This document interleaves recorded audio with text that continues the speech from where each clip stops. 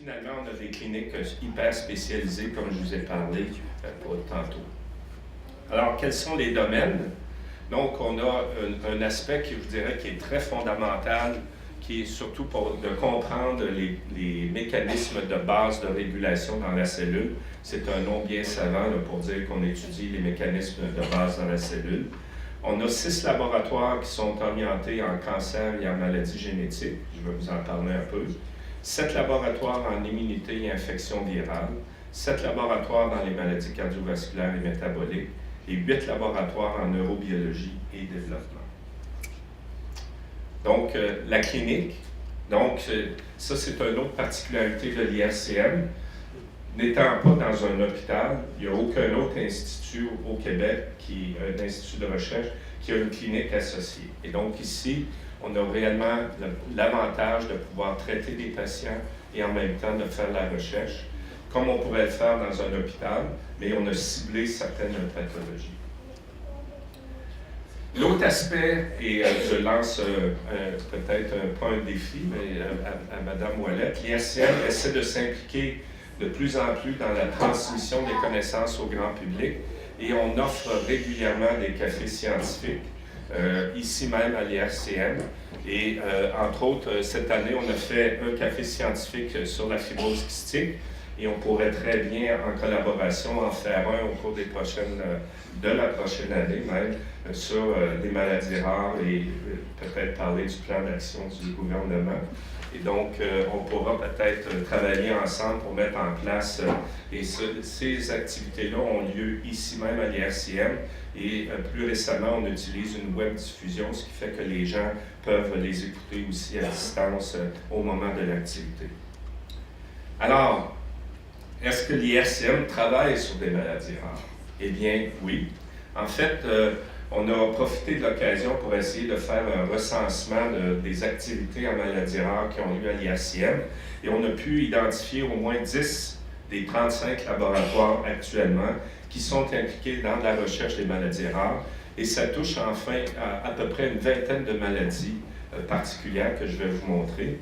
Et en fait, on a 2 cliniques de recherche spécialisées qui touchent des maladies rares. Donc, je vous ai parlé de l'hypercholestérolémie familiale, qui est une maladie rare génétique, et la fibrose kystique qu'on va développer en collaboration avec le CHUM, qui devrait naître bientôt. En fait, on va cibler ici à l'IRCM un problème particulier de la fibrose kystique, qui est le diabète associé à la fibrose kystique, qui est une complication qui apparaît chez plus de 40% des patients actuellement atteints de la maladie.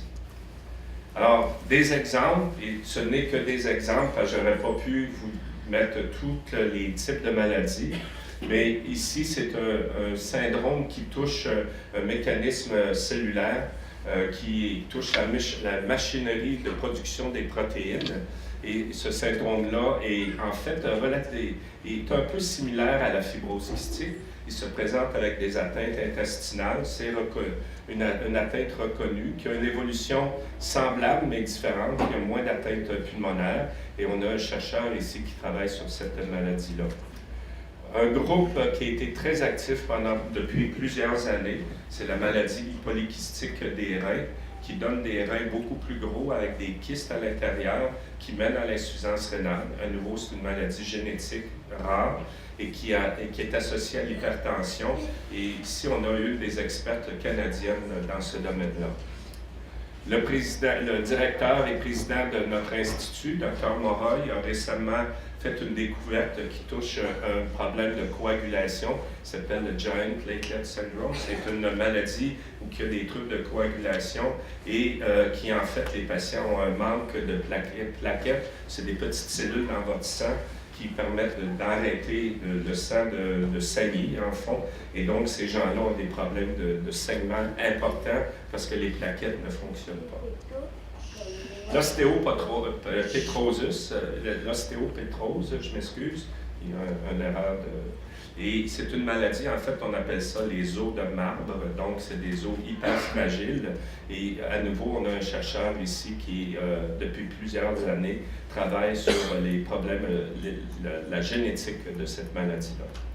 La fibrose kystique, depuis mon arrivée, donc on investit ce champ d'investigation dans 3 domaines particuliers.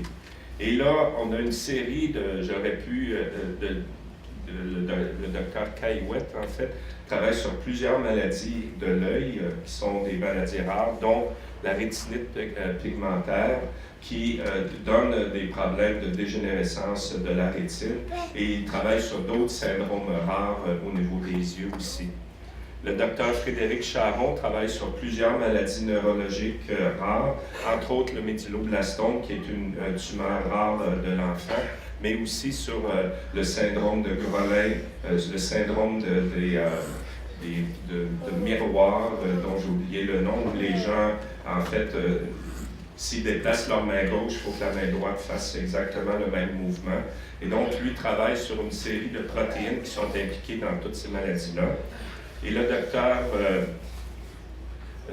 Benoît Coulombe travaille sur la sclérose latérale amyotrophique, qui est aussi une maladie rare, ainsi que sur une des myopathies à inclusion, à corps d'inclusion, qui sont aussi deux